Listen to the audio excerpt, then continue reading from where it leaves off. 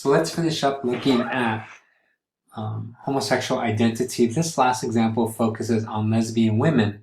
And it's a little bit more general because we have the reading that focuses on Alice Mitchell and Frida. And again, note that the reading argues basically that if you engage in this behavior, this is the end result. So it's not a positive portrayal of lesbian love, right? It's quite the opposite, and it's really shaped by the press at this time, kind of, well, not just the press, but everybody else that was involved, right?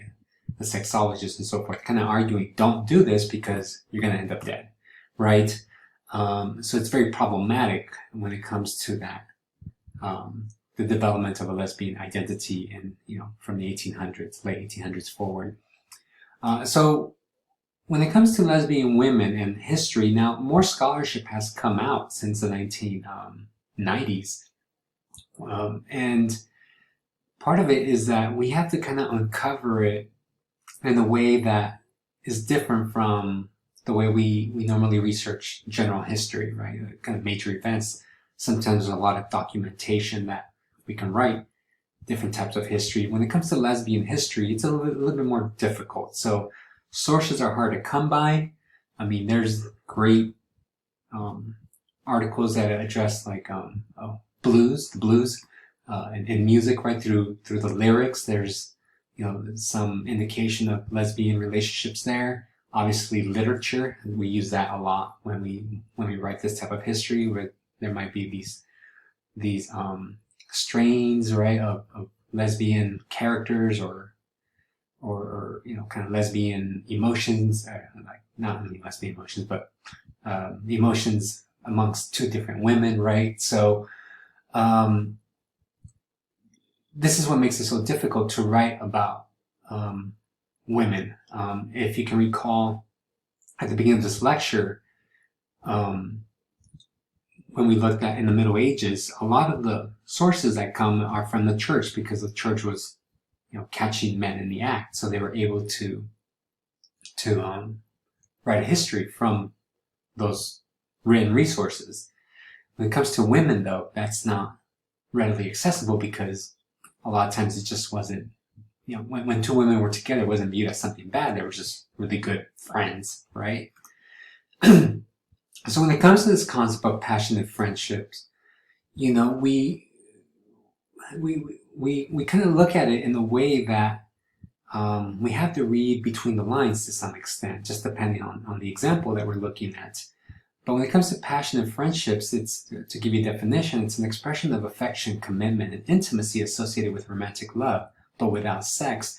Now, when it comes to women in history, this is very typical. If you ever look at letters from the 1900s, or even literature, these women develop these very strong bonds in some of this literature that, today we might go, oh, these women sound like they're lesbian, but in reality, it's just that we as a society allow women to build these bonds, and they might not be lesbians, right? They're just really great friends, right? So this is what makes it kind of difficult. So I just want to give you an example of some of the language that is used during this period where people are writing to each other.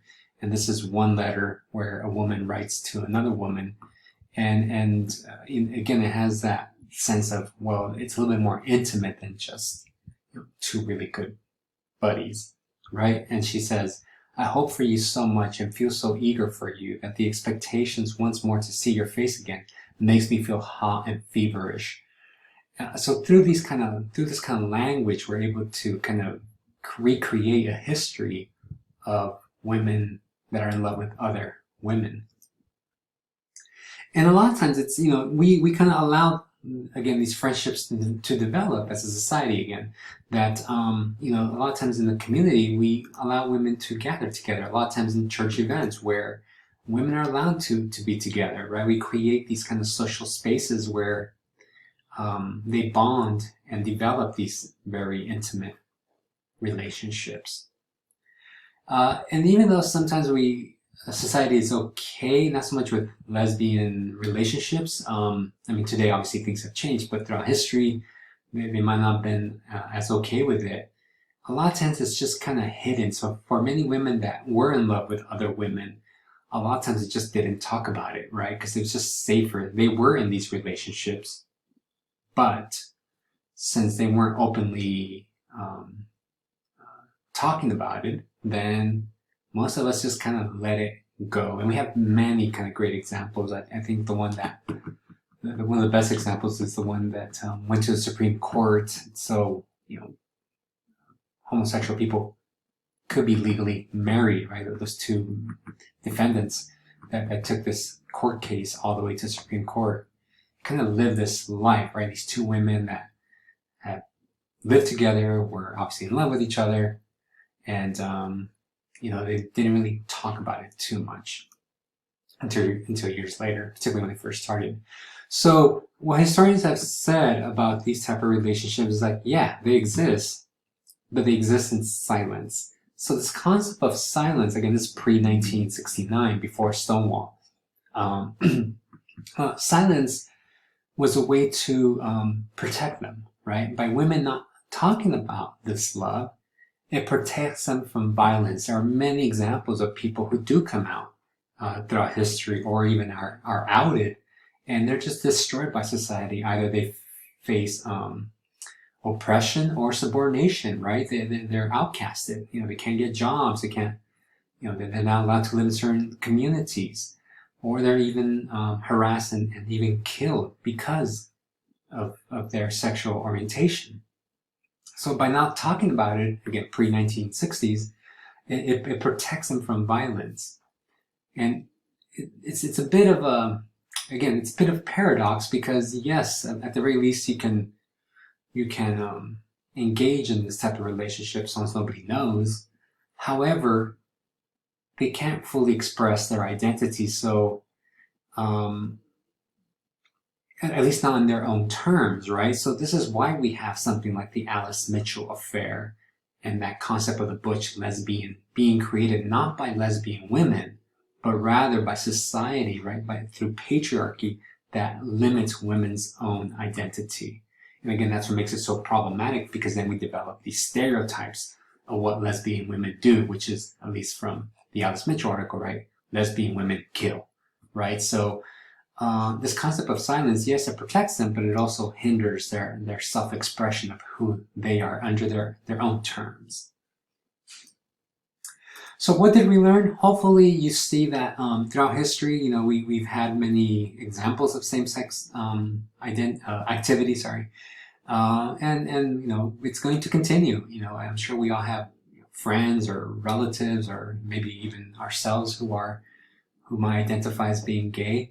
And this is a good thing, because throughout history they've been told, stay in the closet, and in the last maybe 30 years they finally be able to I guess come out of the closet and define their own identity, again under their own terms.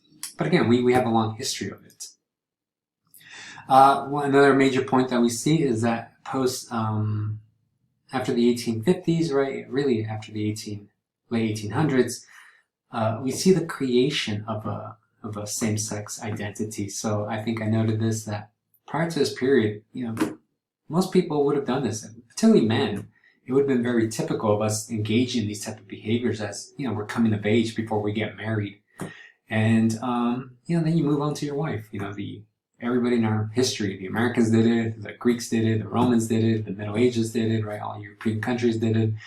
I'm sure it's in all parts of the world. Native Americans did it too, except in Native American culture, it was perceived in a much more positive way than it was in Western culture. But by the 1800s, late 1800s, we begin to see these kind of very rigid categories that are based on stereotypes, right? By these kind of famous events, whether it be Oscar Wilde or Alice Mitchell or Los 41, right? And in doing so, we create these identities in order to punish people, right? So we kind of limit their voices. And it's only been in the last, like I said, 30, 40 years where they've been able to, again, express their own identity through different protests, through legal cases, and things are changing in our current culture. And one last point that I just kind of want to highlight is that, particularly a younger generation, right? You all know that sexual identity is very fluid. You know, we keep on coming up with new terms, right? Pansexual, obviously, you know, people that are bisexual and so forth, right?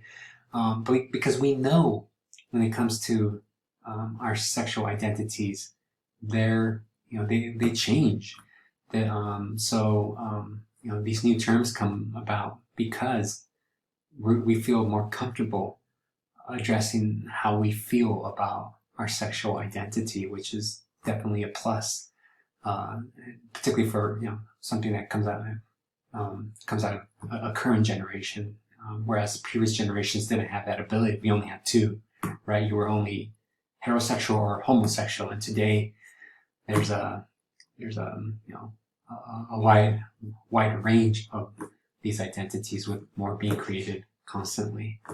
So we'll stop it there, and hope you enjoyed learning about these, you know, these kind of famous events that happen, and understand that these things are, you know, shape who we are today. All right, so we'll stop it there.